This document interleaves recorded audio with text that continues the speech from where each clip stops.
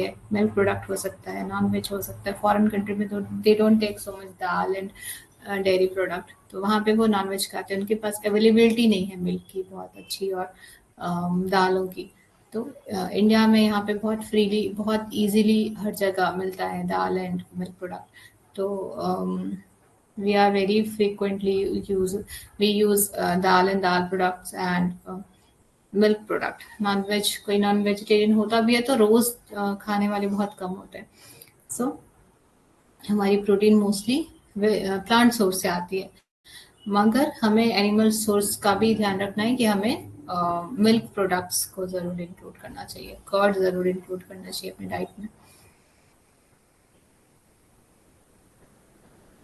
And अभी ध्यान रखना है आप लोग को विटामिन सी, क्योंकि इन्फेक्शन का टाइम है, थोड़ी बारिश भी हो रही है बहुत सारी जगह में, तो बहुत सारे इन्फेक्शन का टाइम है, यूटीआई हो रहे हैं लोगों को, कोल्ड कफ हो रहा है, सोर थ्रोट हो रहा है, तो इन सब चीज़ों में विटामिन सी बहुत हेल्प करता है। तो आपको रेगुलर बेसिस में लेमन या हो गया, कच्चा आम हो गया, किसी भी फॉर्म में बॉईल करके कच्चे आम को ले सकते हैं, तो इन सब चीज़ों को ज़रूर इंक्लूड करना है। सो पर्ल्स, मीट, पोल्ट्री, फिश, हम सेकेंड ग्रुप में जाते हैं आज। They are excellent source of protein, containing 25 gram protein but varying from each other in the other aspects. Let us discuss each of these groups and find out what these differences are. तो क्या difference है pulse group से, fish and seafood group से, meat and poultry से? तो pulses are rich sources of proteins, the limited amino acids, सारे नहीं होते, लेकिन हम जब फिर भी पल्स को अगर राइस में मिला के खाते हैं तो कुछ अमीनो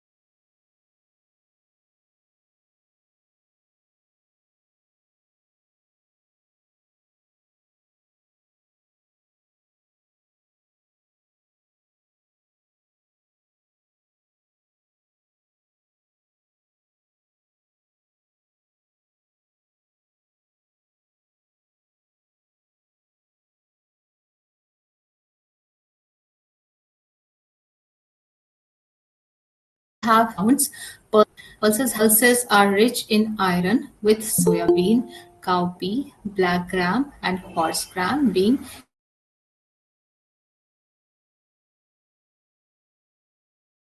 तो इनमें बहुत ज्यादा होता है, लाइक काले चने जो होता है। Then sprouting of germination of legumes, मतलब अंकुर करते हैं अगर, तो ये बहुत ही अच्छा बेनिफिशियल इफेक्ट होता है उसका। Vitamin C which is practically absent in dry pulses increases in significant amount upon sprouting, बहुत ज़्यादा बढ़ जाता है जब स्प्राउट कर देते हैं, तो उसकी जो न्यूट्रिशनल क्वालिटी है वो काफ़ी बढ़ जाती है। तो आप अगर किसी मूंगफली को, मूंग दाल को या फिर काले चने को अगर नॉर्मली खाएं और स्प्राउट करके खाएं तो दोनों में न्यूट्रिशनल लेवल बहुत ही डिफरेंस हो जाएगा, बहुत ही बढ़ जाएगा इन स्प्राउटेड फॉर्म। तो आप अगर रोज रोज कच्चा स्प्राउटेड नहीं खा सकते तो आप उसको बॉईल करके खा सकते हैं, चाट बना के खा सकते हैं, या फिर जो दालें बनाते हैं वो स्प्राउट करने के बाद भी बना सकते हैं, तो उसमें वैल्यू इंक्रीज हो जाती है। Folic acid also increases three fold, मतलब जितना नॉर्मल दाल में होता है उसका ट्रिपल हो जाएगा folic acid.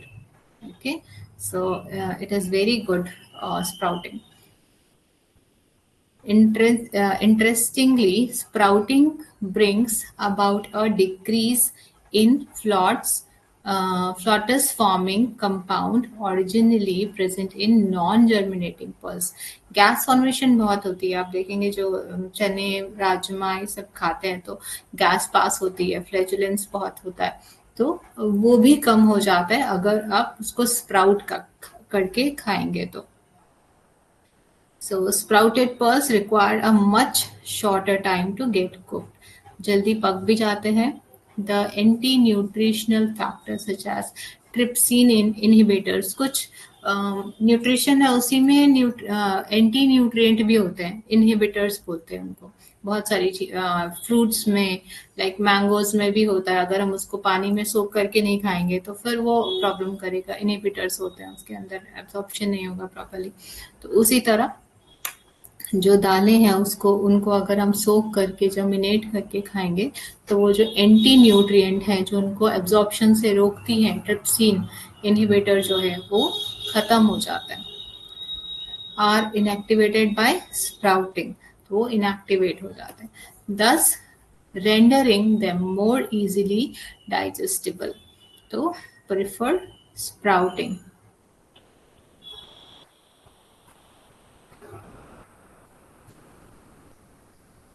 Then fish and seafood. बहुत लोग को सी फूड से एलर्जी रहती है. So they are rich source of proteins. जो भी मसल है वो ऑब्वियसली प्रोटीन रिच होगा ही. Of high biological value, protein तो रिच होता ही है फ्लैश में और सी फूड में. एंड उसका अवेलेबिलिटी भी ज़्यादा होता है because that is more similar than are compare to plants. मतलब हमारी बॉडी जैसी है वैसे ही फिश एंड चिकन का मसल कंपोजिशन होता है. प्लांट से काफ़ी डिफरेंट होता है हमारा बॉडी. तो उसका जो प्रोटीन है वो हमारी बॉडी इजीली लाइक एब्जॉर्ब कर लेती है. ठीक है, यूटिलाइज करती है. Dry fishes contain more 60% protein since most of the moisture is lost. ऐसा बात नहीं है कि ड्राई फिश खाने से ज़्यादा न्यूट्रिशन मिलेगा. ज़्यादा इसीलिए है बिकॉज उसका मॉइस्चर सिर्फ निकला है, न्यूट्रिशन उतना ही है. ठीक है, मॉइस्चर निकलने से क्या हो जाएगा, वेट उसका कम हो जाएगा. तो वहां अगर हम ड्राई फिश 100 ग्राम वेट करेंगे और जो नॉर्मल फिश होता है उसका 100 ग्राम करेंगे तो वहां पे मॉइस्चर भी है साथ में, इसीलिए क्वांटिटी कम चढ़ेगी और ड्राई फिश की क्वांटिटी ज्यादा चढ़ेगी. तो इसीलिए वहां पे न्यूट्रिशनल वैल्यू ड्राई फिश की ज्यादा है. लेकिन उसको कोई भी खा रहा है तो मॉइस्चर तो ऐड होगा ही उसमें, राइट. तो फिर ऑलमोस्ट एक ही बात हो जाएगा.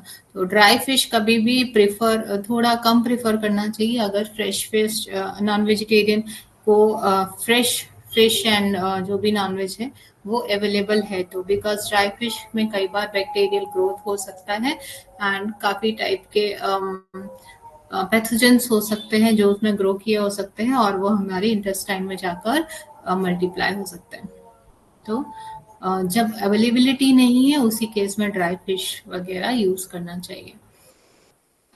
Dry fishes have exceptionally high amount of calcium since it is consumed with bones.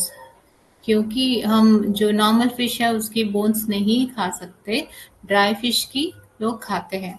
तो bones is what, only calcium and phosphorus, ये इसी से तो बना है. तो वो खाएंगे तो हमारे बोन्स को भी वही चीजें मिलेंगी जो हमें चाहिए. सो वो काफी अच्छा सोर्स है. सम इवन रॉ फिशेस का भी बोन्स लोग ब्रॉथ बना के खाते, लाइक सूप में बॉईल करके खाते. तो उसका काफी सारा न्यूट्रिशनल वैल्यू आ जाता है ब्रॉथ में, लाइक सूप में. Some varieties of fish such as hilsa, seer, katla, pomfret and pomfrets are rich in omega-3 fatty acids, which are known to protect against CAD.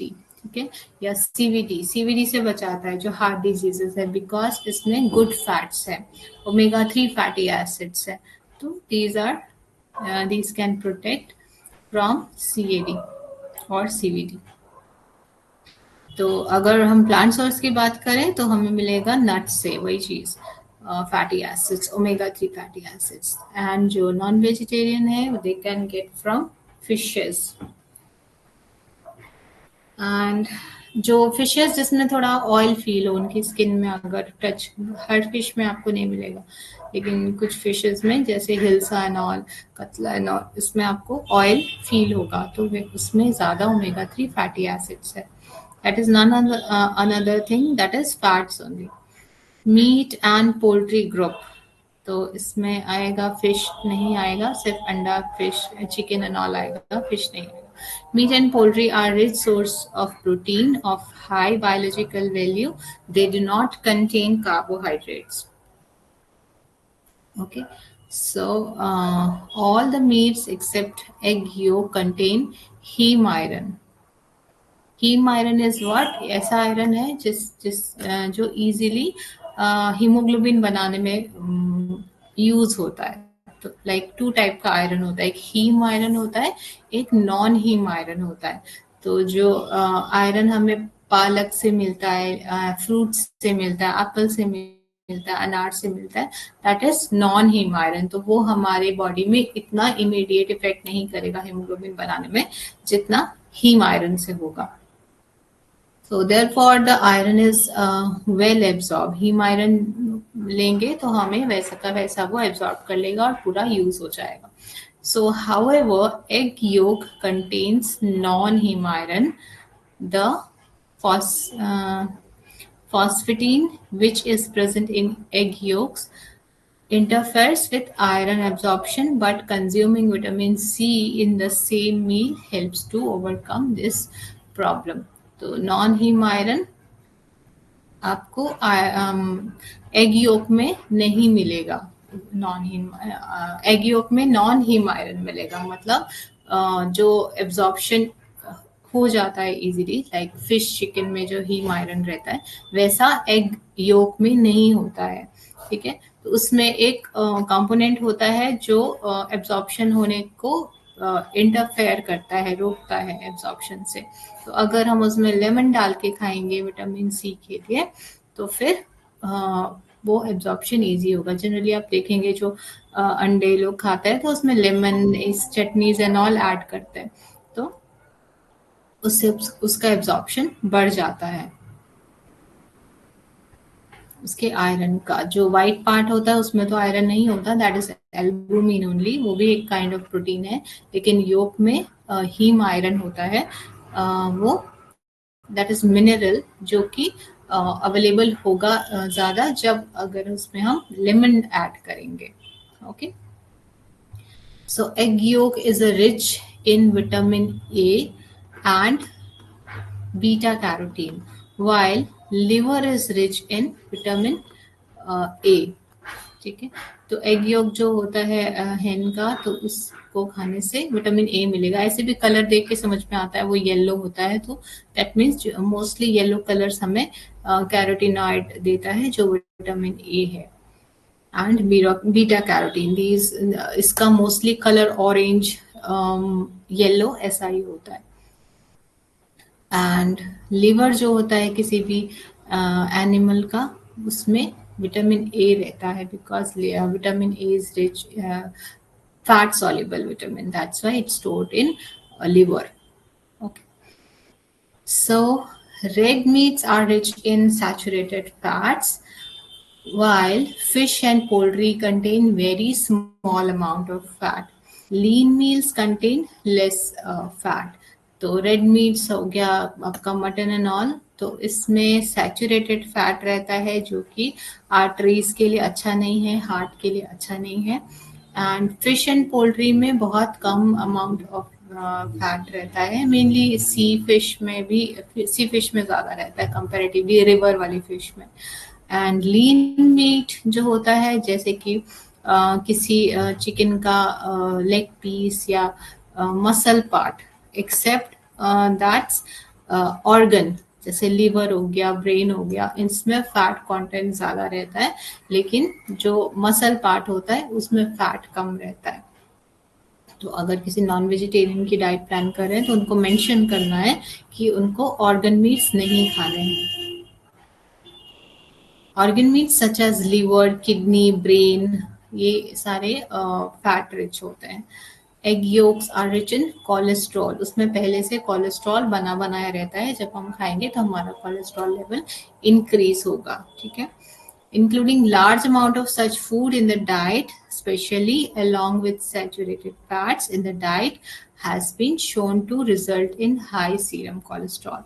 High serum cholesterol मतलब blood cholesterol, blood serum का cholesterol जो हम normally cholesterol नाम से बोलते हैं, तो वो बढ़ेगा जब बना बनाया कोलेस्ट्रॉल हम लेंगे। ऐसे भी हमारी बॉडी में भी बनता है, हम कुछ भी फैट खाते हैं तो जब वो एक्सेस होता है तो अल्टीमेटली वो कोलेस्ट्रॉल में कन्वर्ट होता है, which is risk factor of CHD, coronary heart disease.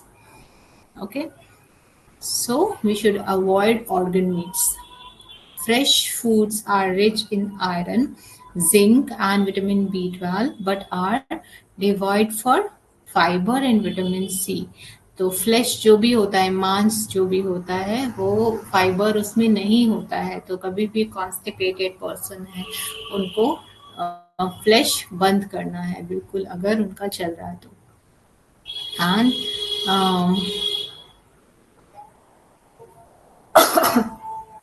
Excuse me,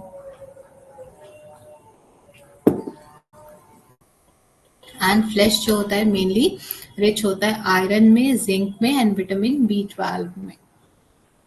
तो वेजिटेरियन लोग में जनरली लोग को रहता है कि उनको नहीं मिल रहा विटामिन B12, बट वो मिल्क सोर्सेस से विटामिन B12 को कंप्लीट कर सकते हैं, but they have to take at least 3 times in a day कोई भी milk product.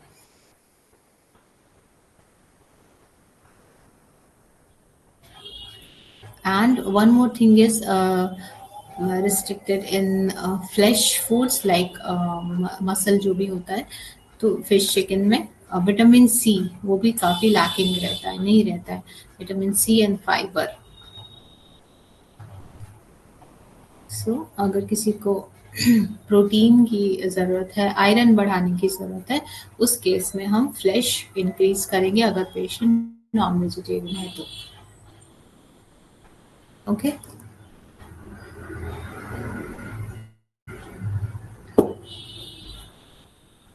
Next is dietary and milk group, dairy and milk group. Dairy मतलब दूध की चीज़ें जो भी होती है। This first food of mammals is rich in body building proteins and bone forming calcium. तो ऐसा कैल्शियम जो इजीली बोन फॉर्म करता है।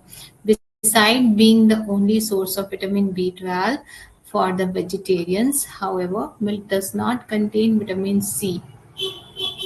Okay, so beside being deficient in iron, dairy milk of varying fat content is available in the market. The highest fat milk is known as full fat milk. Okay, so milk में क्या नहीं है?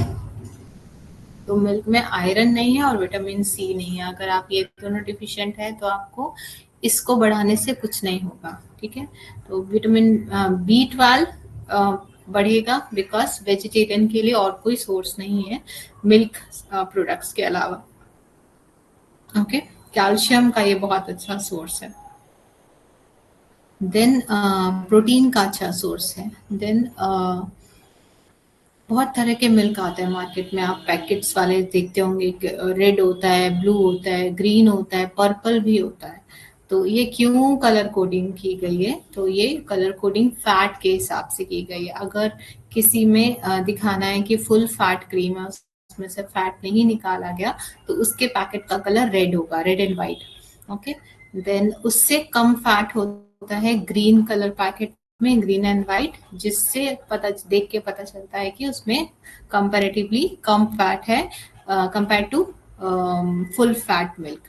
Next आता है blue colour packet. Okay, first is red, second is green, then blue.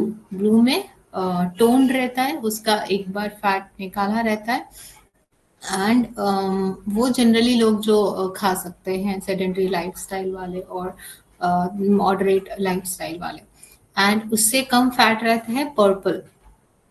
तो purple generally available नहीं रहता क्योंकि उसमें फैट कंटेंट बहुत कम है, तो वो उतना रिकमेंडेड भी नहीं है। ब्लू पैकेट आराम से लिया जा सकता है।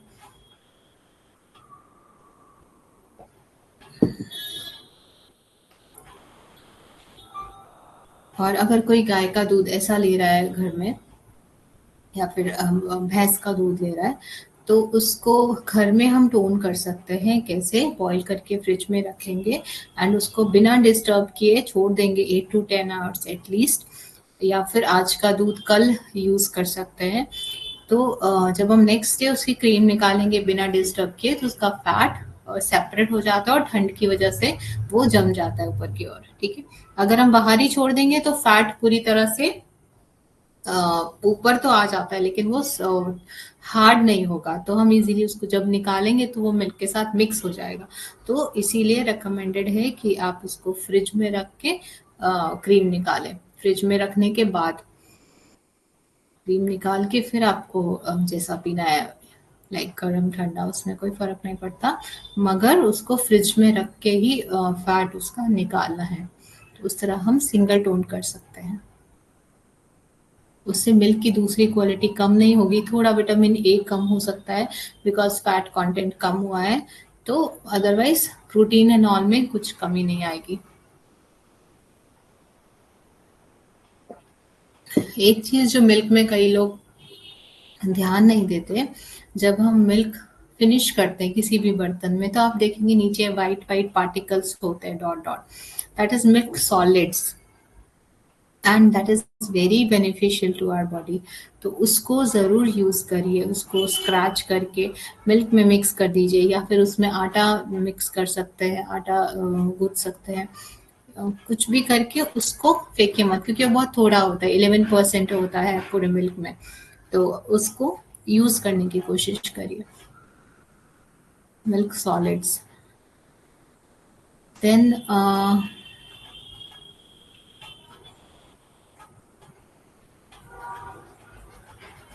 लोएस्ट फैट वाला मिल्क होता है स्किम मिल्क, उसमें ज़ीरो फैट होता है, तो वो आपको इजीली मिलेगा नहीं, और ये रिकमेंडेड भी नहीं है। थोड़ा फैट हर किसी को ज़रूरत होती है।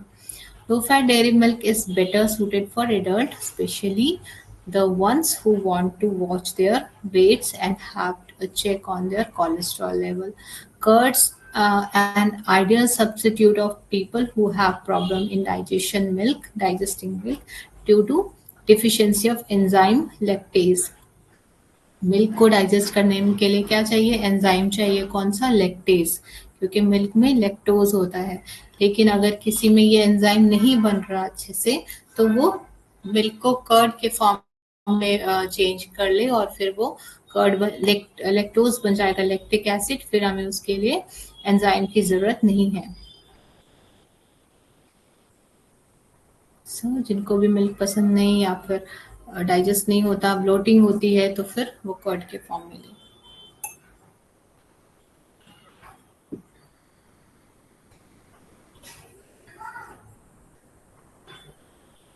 देन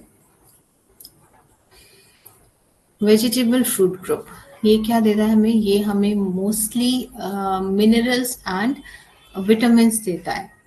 ये हमें इन्फेक्शन से बचाता है, ये हमें कॉन्स्टिपेशन से बचाता है। So vegetable are and fruits are add colors and variety of our diet in addition to provide a host of essential nutrient and phytonutrients जो हमें बीमारी से बचाता है, that helps to prevent chronic degenerative disease जैसे cancer हो गया, इस तरह की बीमारी से बचाते हैं। कौन? Fruits and vegetables. तो fruits are also high in potassium and help to establish a proper balance between the sodium and potassium content of our diets. Sodium potassium भी फ्रूट्स में ज़्यादा रहता है कंपेयर टू वेजिटेबल। कुछ vegetable भी है जिसमें पोटेशियम ज़्यादा रहता है, जैसे आलू हो गया, तो उसमें पोटेशियम की वैल्यू ज़्यादा रहती है। Potassium is very good for blood pressure. अगर ब्लड प्रेशर है तो वहाँ पे क्या करते हैं हम? नमक की क्वांटिटी कम करते हैं पेशेंट की, नमक कम खाओ, है ना। नमक क्या है, सोडियम क्लोराइड है, तो सोडियम को कौन बैलेंस करता है, पोटाशियम। तो अगर हम पोटाशियम इंक्रीज करेंगे तो सोडियम बैलेंस होगा। तो नॉर्मल नमक खा के पोटाशियम इंक्रीज करके ब्लड प्रेशर को नॉर्मल किया जा सकता है। एक पोटेशियम, सोडियम अगर बढ़ जाए तो क्या होता है, ब्लड प्रेशर कैसे बढ़ता है, तो सोडियम अगर ज़्यादा हो जाता है तो सोडियम का काम है वाटर को रिटेन करना, अपने में वाटर को बढ़ाना, खींचना अपने अंदर। तो फिर सेल्स के अंदर जो लिक्विड है उसके अंदर वाटर कंटेंट बढ़ जाता है। तो वाटर कंटेंट बढ़ता है तो वॉल्यूम ज़्यादा हो जाता है, ब्लड का वॉल्यूम ज़्यादा होगा तो क्या होगा, ब्लड हार्ट को ज़्यादा पंप करना पड़ेगा, तो इस वजह से प्रेशर हाई हो जाता है। तो इसीलिए जिन लोगों में प्रेशर की प्रॉब्लम है, हम नमक कम करते हैं एंड पोटेशियम इनटेक बढ़ाने के लिए बोलते हैं। An often neglected group, this group provide for the water soluble vitamin and minerals, so vital for the proper functioning of the body's various mechanism. This delicious natural capsule of vitamins and minerals offer protecting against many diseases, especially heart disease, certain type of cancer.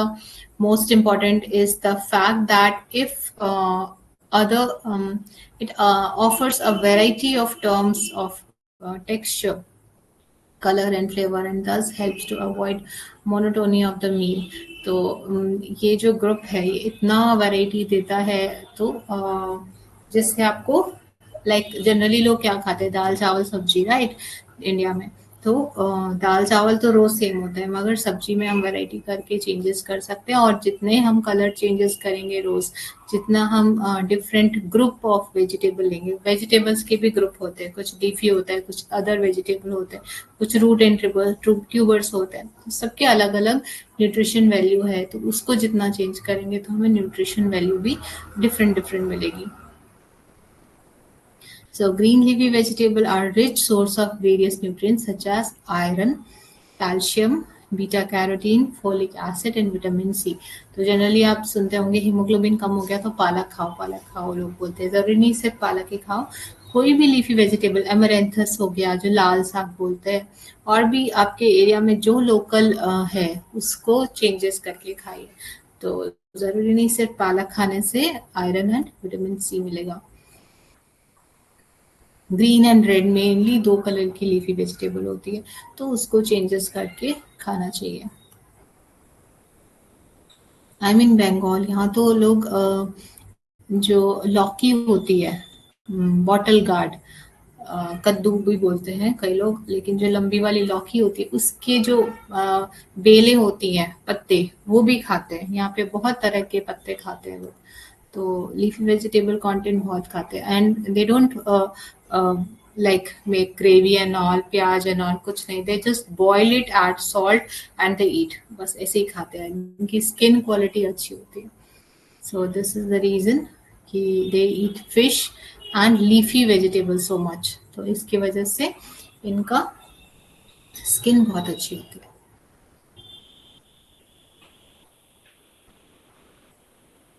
Their contribution to energy intake is very low.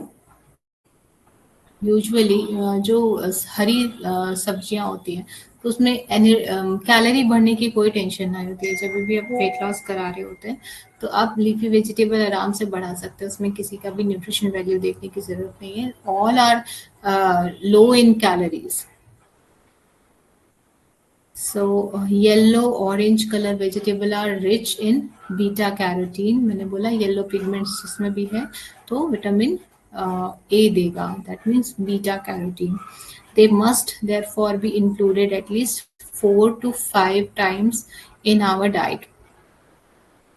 So the citrus fruits such as oranges, sweet lime, जो मौसमी बोलते हैं, and also papaya and guavas are rich in vitamin C, and yellow orange ones such as mango, papaya are rich in beta carotene.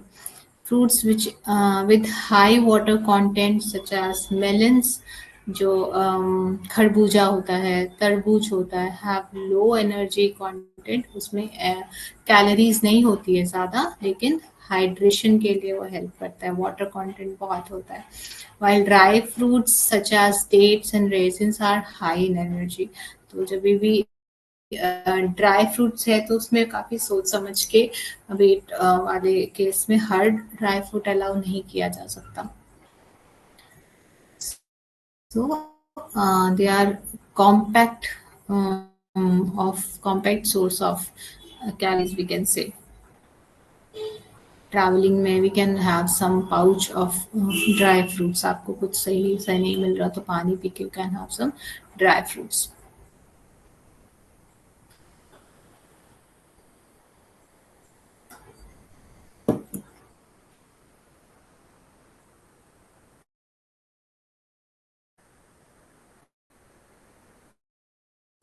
Then fats, oils, and in the term item, and thereby improves the palatability item, incorporating them have a melt in mouth feeling, जैसे अच्छा लगता है mouth में ही अच्छी feeling होती है। जब भी आप कुछ मीठा खाते हैं, केक खाते हैं, तो आपको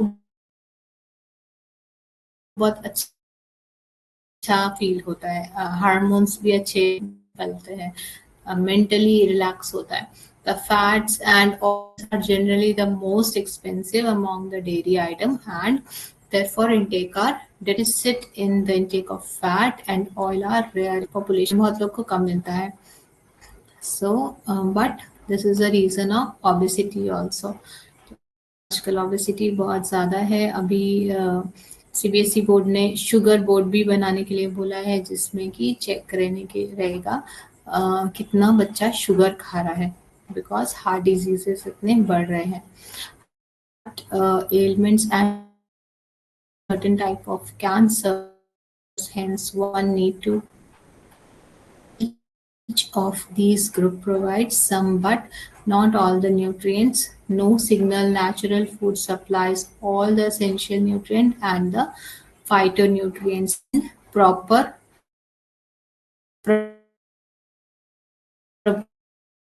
proportion to maintain health, nor is a food plan that included adequate amount of food from different group provide the foundation of good health that need to supported by food hygiene। So जो भी खाना है hygiene से खाना है। Clean drinking water is important, clean environment is important.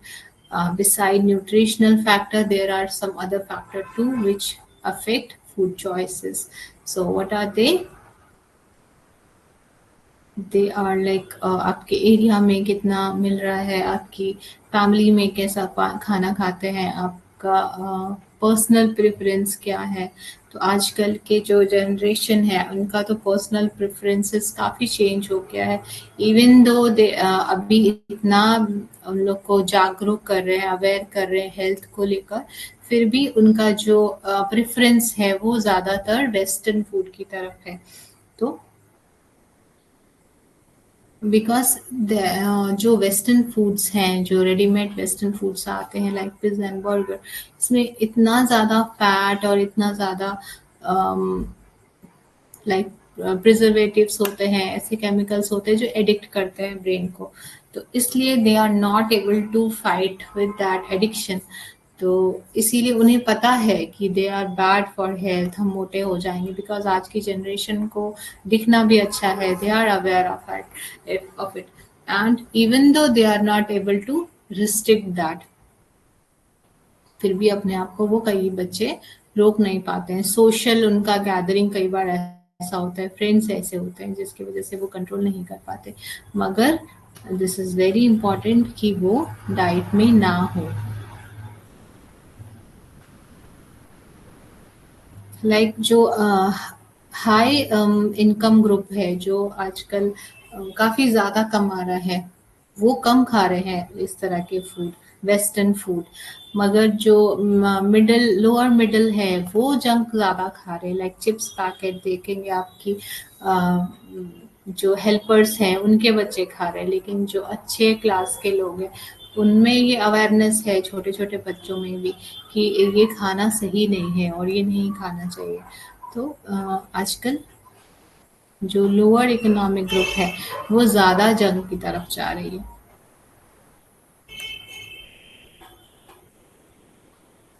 Because they are not so much aware about health, उन्हें लगता है हम अफोर्ड कर सकते हैं तो दे परचेज दैट, मगर that is not good for health और लॉन्ग टाइम ये अपने उनके खर्चे को बढ़ा सकता है।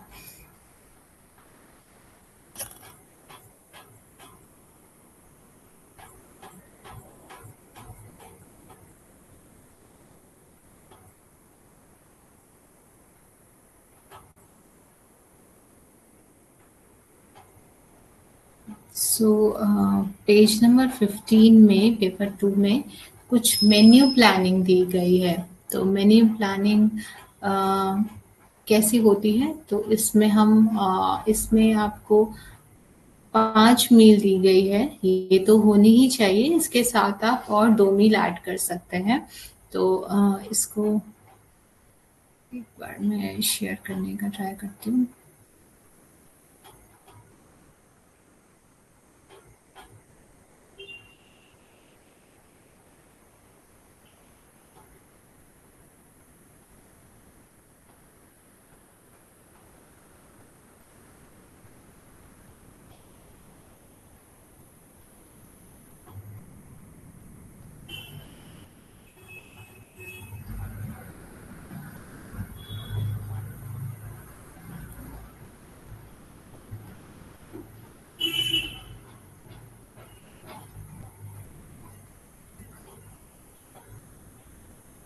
Okay, again having some issue.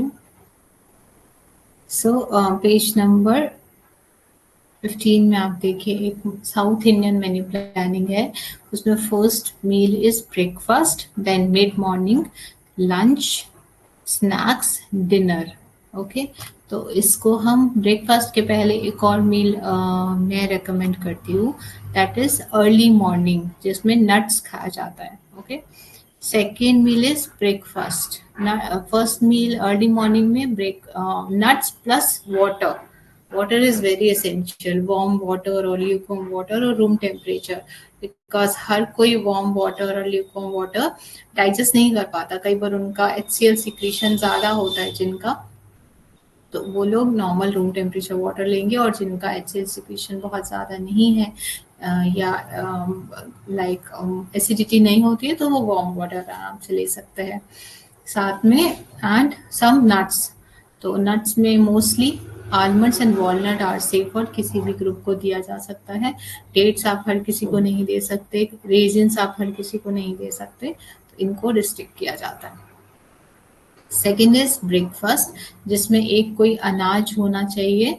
ठीक है, यहाँ पे आपको दिया गया है रागी कांजी, रागी मिल्क, शुगर, ऐसा दिया है, मगर लाइक हम क्या लिख सकते हैं, कोई भी serial item like poha, suji item, wheat flakes, corn flakes, या फिर दलिया is good source, roti patient can have. उसके साथ में कोई वेजिटेबल का ग्रुप होना चाहिए। Second line should be vegetable group, so any mix vegetable और any vegetable we can write there.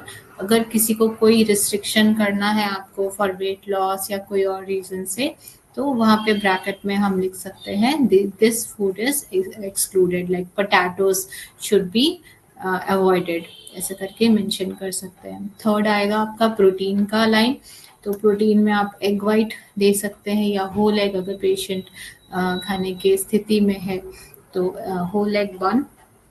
Egg white देने में कोई प्रॉब्लम नहीं है, आप 2 to 3 एग वाइट दे सकते हैं। ऑप्शन में आप दाल दे सकते हैं, ऑप्शन में आप कर्ड दे सकते हैं, मिल्क दे सकते हैं, और स्प्राउट्स दे सकते हैं। They are all protein sources. तो आपका तीनों ग्रुप हो गया। एंड फोर्थ इज आपका सैलेड, सैलेड दे सकते हैं, नहीं तो आप वेजिटेबल जूस दे सकते हैं। तो इसमें से कोई भी एक चीज़ मॉर्निंग ब्रेकफास्ट के साथ पेशेंट ले सकता है। सेकंड थर्ड मील आ गया मिड मॉर्निंग। मिड मॉर्निंग में इसमें राइस फ्लेक्स मेंशन है, मगर राइस फ्लेक्स कोई भी सीरियल आइटम यहाँ दोबारा देने की जरूरत नहीं है। यहाँ पे नॉर्मल फ्रूट जो रहेगा वो होना चाहिए। It should be around 11:30 to 12। तो ये होगा थर्ड मील जिसमें पेशेंट खाएगा फ्रूट्स। ओके, तो fruit in form of raw जैसे मिलता है, और दे कैन हैव स्मूदी के फॉर्म में, पूरा whole just they grind it and take it. उसमें कुछ मिंट वगैरह ऐड ऑन कर सकते हैं, मगर जैसा बेसिकली नेचुरली आ रहा है उसी फॉर्म में खाना प्रेफरेबल होना चाहिए। Then fourth meal is lunch. Lunch में राइस, रोटी, दलिया कुछ भी एक चीज होना चाहिए फर्स्ट लाइन में ऑप्शंस में। सेकंड चीज आ गई सेम प्रोटीन की लाइंस, जिसमें नॉनवेज, कर्ड, मिल्क, छेना और पनीर कुछ एक चीज होना चाहिए। थर्ड पोर्शन आ गया आपका सैलेड ग्रुप, तो सैलेड वहां पे 1 बोल होना चाहिए। एंड फोर्थ इज वेजिटेबल, कोई भी वेजिटेबल होना चाहिए। ओके, एंड अगर पेशेंट डिफिशिएंट है आयरन में एंड ऑल, तो वहाँ पे मेंशन करिए एक मील में कहीं पे भी leafy vegetable should be included. Then आ गया आपका next meal that is mid evening. यहाँ पे स्नैक्स मेंशन है, स्नैक्स से बेटर टर्म है मिड इवनिंग मील। तो मिड इवनिंग मील में आप सत्तू वाटर रिकमेंड कर सकते हैं, या फिर रोस्टेड चना रिकमेंड कर सकते हैं, स्प्राउट रिकमेंड कर सकते हैं, या फिर आप makhana roasted, that is also good source of calcium, वो रिकमेंड कर सकते हैं। Next is dinner.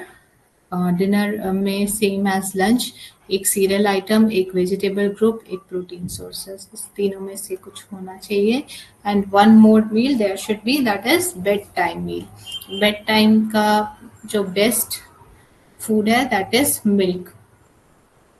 Bed time milk क्या करता है, रात भर का जो आपका सेल्स रिपेयर बहुत अच्छा करता है, स्किन हेल्दी करता है, आपका शुगर लेवल को कंट्रोल करता है।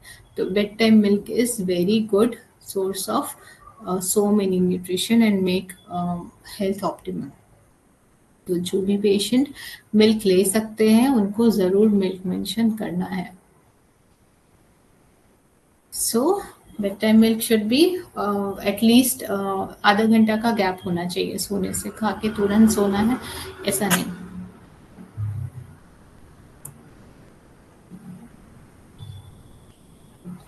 सो I all discuss about menu planning कैसे करनी है।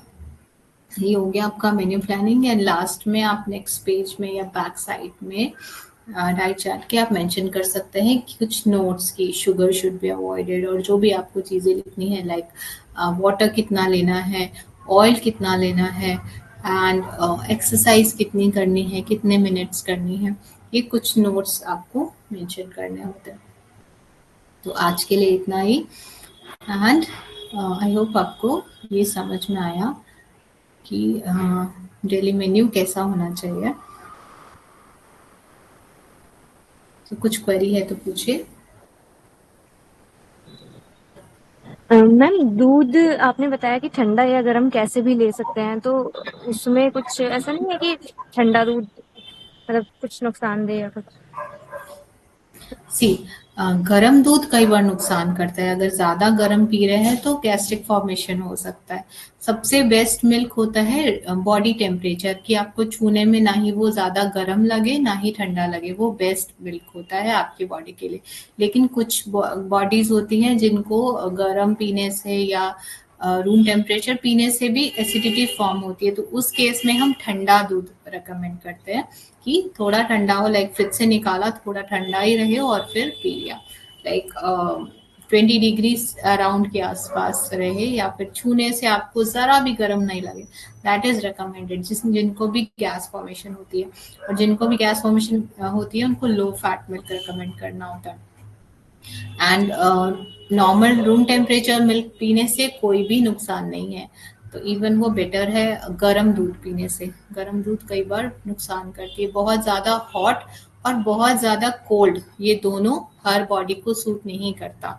तो मैं बोल रही हूँ बहुत ज़्यादा ठंडा नहीं, थोड़ा ठंडा, या फिर रूम टेम्परेचर की आपको छूने से गर्म ना लगे, तो that is good for body. Okay ma'am. Ma'am एक क्वेश्चन और था बट अभी 8 बज गए हैं, तो नेक्स्ट क्लास में पूछूं या अभी?